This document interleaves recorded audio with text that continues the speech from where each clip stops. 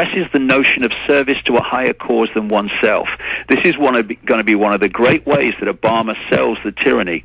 He's going to sell it as people coming together, as serving a higher cause, and again you hear him, not just him, but his wife as well, in some of her speeches, talk about the fact that America, he's going to have to sacrifice to bring about this change, and one of the key sacrifices, without any question, is going to be sacrificing their sovereignty and ability to govern themselves. And that's why Colin Powell and Vice President Biden-elect are all saying, get ready for things that are unpopular when they're speaking to inner core groups of Democrats around the country, and it's been caught on tape a few times. They're saying the people aren't going to like any of this, and that's raiding the pension funds, starting new wars, and there's also this classic mind control, and I want you to speak to this particular tactic. They'll announce, we want world government's good, New World Order's good, New World Order means world government. Then they'll say, but I didn't just say that, and you're insane if you're against world government, and if you believe in world government, it exists, and if you think it's good, it exists, but if you don't want world government, you're insane, it doesn't exist. And then we've seen, again, all these publications announcing world government in our face. It's the same thing with Obama. There's just this almost like they're testing being ridiculous, lying in public, doing asinine things, and studying re-education camps in Soviet Russia and communist China. That's what they did. They made the interrogations crazy. They made people change what they were saying and believing every day. They would say, I'll quit torturing you when you say you agree with this. Okay, I agree. They'd still go ahead and torture you. Now you have to say you believe in that.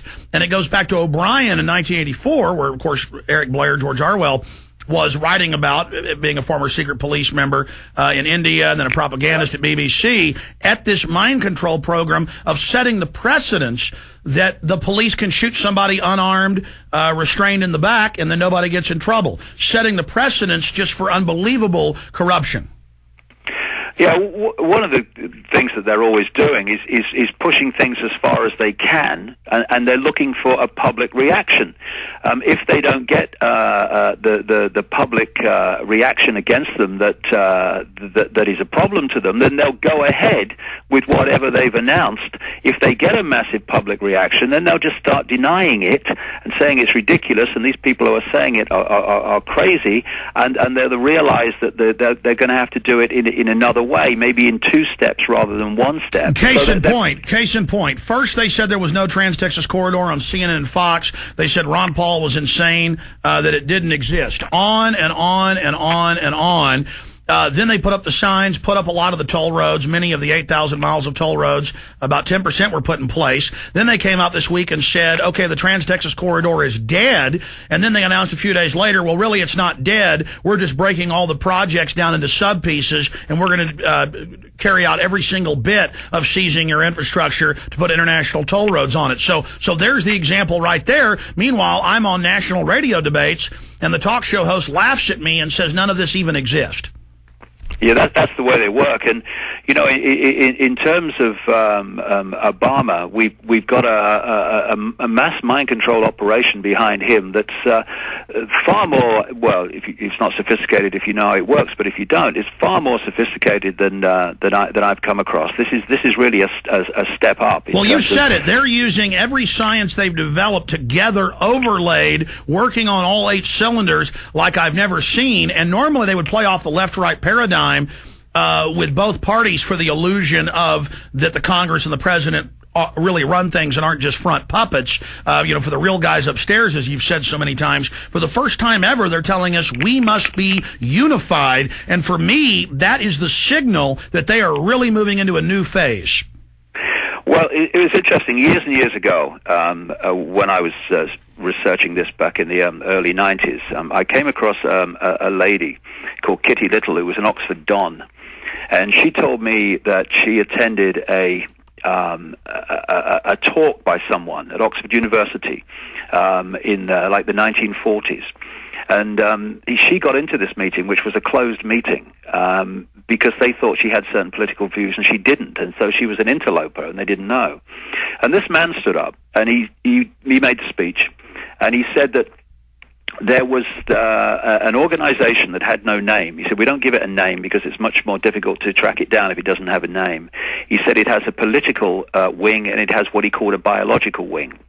The head of the biological wing was Lord Richter Rothschild, and he said, was the head at that time of the political wing. And he said, as a result, there was going to come a point where he was going to become Prime Minister of Britain, and his name was Harold Wilson, and he became Prime Minister of Britain in the early 60s, and apart from 4 years until 1975. But what he said in that speech was that the infiltrators of this conspiracy were going to go into the left wing, the right wing of the Labour Party, which was perceived then as a left-wing party, and they were going to go into the left wing of the Conservative Party, which was perceived as a right-wing party, because he said people instinctively don't like extremists, so we're going to pose as moderates.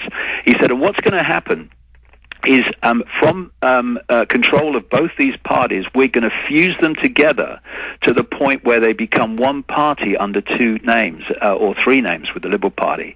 And what has happened in this country from the end of Margaret Thatcher onwards, particularly when Blair came in, is precisely what has happened. We have three parties in this country, two that have any chance of forming a government, Labour and Conservative, the Liberal Democrats as well.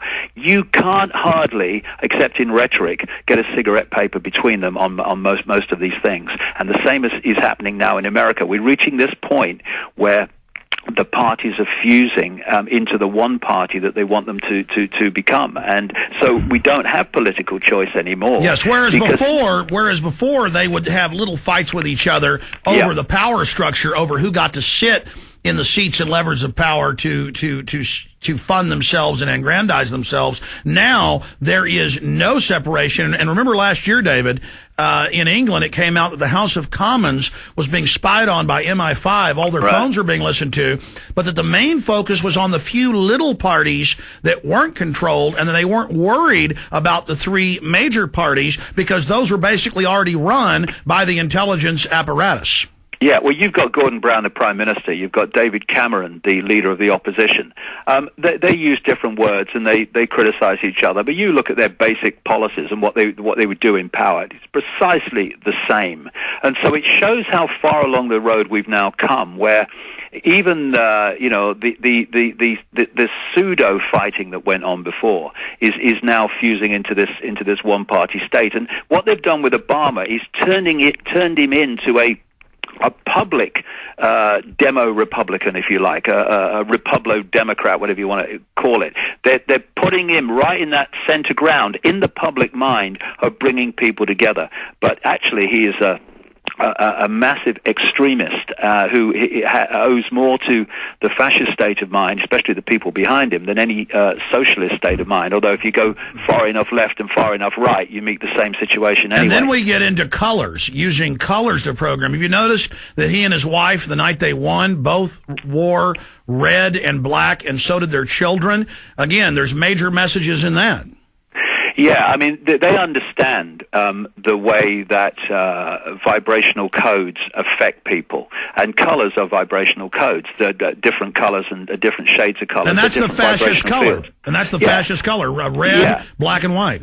And it affects you in a certain way, and they speak to the subconscious mind. But I think one of the key things that we're going to see with Obama is the creation of a situation where if you're not for him, then you're somehow need to be marginalized. And you're causing the economy to get worse. They're already saying that. If you do exactly what they say, and you don't question, and you go to the work brigades, and you hand your children over, and you spy on your neighbors, and you pay all these carbon taxes, things will be fixed. That's the solution. But if you stand in the way of the solution, you've got to be removed because you're the cause of the problem.